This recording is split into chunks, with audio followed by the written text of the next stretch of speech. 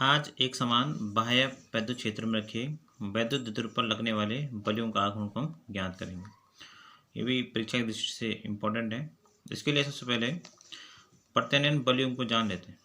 तो प्रत्यानयन बलयुग्म, यदि हम किसी वैद्युत द्विध्रुव को एक समान वैद्युत क्षेत्र में रख दें तो वैद्युत ध्रुव पर एक बलयुग्म कार्य करने लगता है। यह बलयुग्म वैद्युत द्विध्रुव को क्षेत्रीय दिशा में संरेखित करने का प्रयत्न करता है। इसे प्रत्यानयन बलयुग्म कहते हैं। इसको इस प्रकार समझिए कि माना इस प्रकार आपका वैद्युत क्षेत्र है,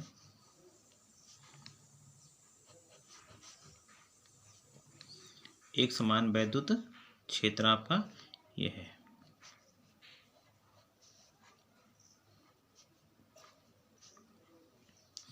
इस पर एक वैद्युत द्विध्रुव रखा गया है।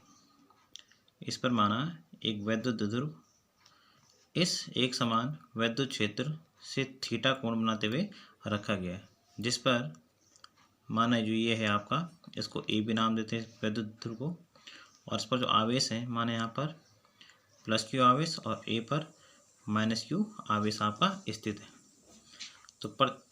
तो इसके क्यू आवेश पर माना एक बल है एफ, तथा जो कि वैद्युत क्षेत्र की दिशा में लगा हुआ है, और इसी प्रकार जो एक दूसरा बल है जो कि ए बिंदु पर लगा है वो बी पर लगे बल के समान ही होगा, किंतु दिशा में विपरीत तथा वैद्युत क्षेत्र के समांतर होगा। तो जब ये बलयुग्म इस वैद्युत द्विध्रुव को वैद्युत क्षेत्र की दिशा में लाने कार्य करता है या लाने का जो प्रयत्न करता है, इस बलयुग्म को ही हम प्रत्यानयन बलयुग्म कहते हैं। अब हमें वैद्युत द्विध्रुव पर लगने वाले बलयों का आघूर्ण को ज्ञात करना है। तो इसके लिए माना कि वैद्युत द्विध्रुव एक समान वैद्युत क्षेत्र ई में क्षेत्रीय दिशा से थीटा कोण बनाते हुए रखा गया, जो हमने यहाँ पर रख लिया है। अब इस पर वैद्युत क्षेत्र ई के कारण जो प्लस क्यू आवेश है, इस पर एक बल एफ, इस बल एफ का मान क्यू इंटू ई होगा, यानी लगने वाला आवेश और जिस वैद्युत क्षेत्र में लग रहा है उन दोनों के गुणनफल के बराबर होता है। और ये किसकी दिशा में, वैद्युत क्षेत्र की दिशा में लगेगा, तथा इतना ही माइनस क्यू आवेश उतना ही बल क्षेत्र की विपरीत दिशा में लगता है। ये दोनों बल एक दूसरे के बराबर होते हैं, विपरीत तथा समांतर होते हैं, अतः ये दोनों क्या बनाते हैं, एक बलयुग्म बनाते हैं, जो मैं आपको पहले बता चुका हूँ। जो वैद्युत द्विध्रुव को क्षेत्र दिशा में लाने का प्रयत्न करते हैं। अब ये क्या करते हैं दोनों बल, ये दोनों बल इस वैद्युत द्विध्रुव को इस वैद्युत क्षेत्र की दिशा में लाने का प्रयत्न करते हैं। मतलब ये भी ऐसा है थीटा कोण बनाते हुए, अब हम इसको वैद्युत क्षेत्र की दिशा में लाने का प्रयास करते हैं। अभी इस प्रकार हो जाएगी। तो इसी को हम क्या कहते हैं, प्रत्यानयन बलयुग्म का आघूर्ण कहते हैं। प्रत्यानयन बल आघूर्ण को टॉ से प्रदर्शित किया जाता है।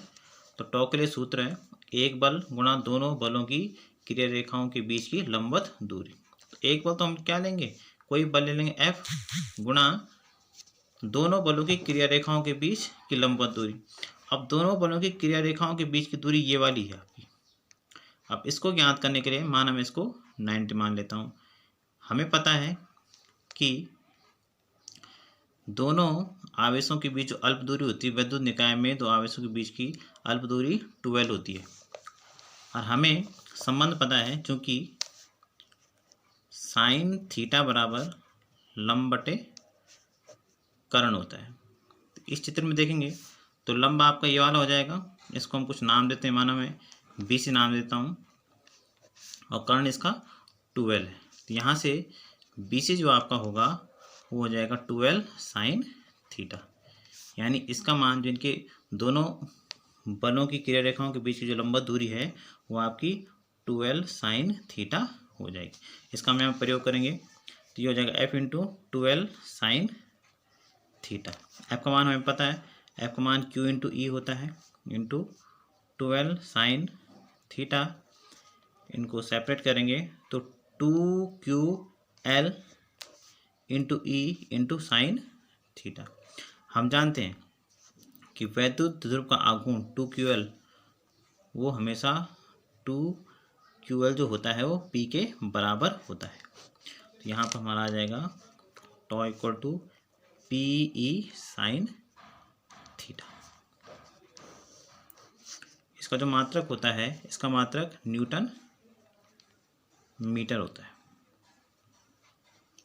और अगर इसको हम सदिश रूप में लिखना चाहें तो टॉ इक्वल टू P इंटू इसको लिखा जाता है। परीक्षा में आपको यहीं तक करना है।